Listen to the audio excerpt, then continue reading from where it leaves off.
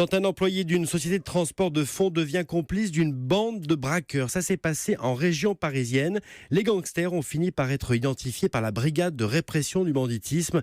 7 suspects ont été arrêtés, dont un ex-convoyeur. Le récit de Guillaume Bier.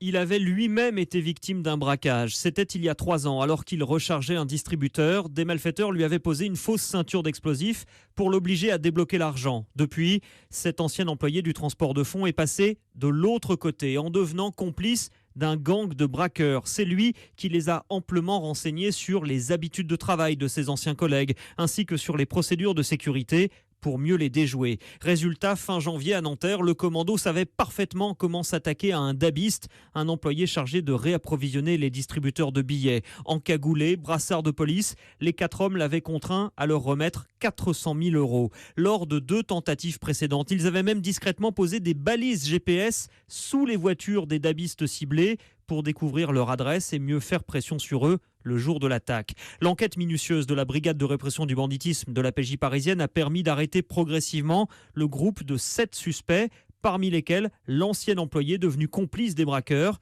Ils sont tous mis en examen et 5 d'entre eux sont derrière les barreaux. Guillaume Bier du service police-justice.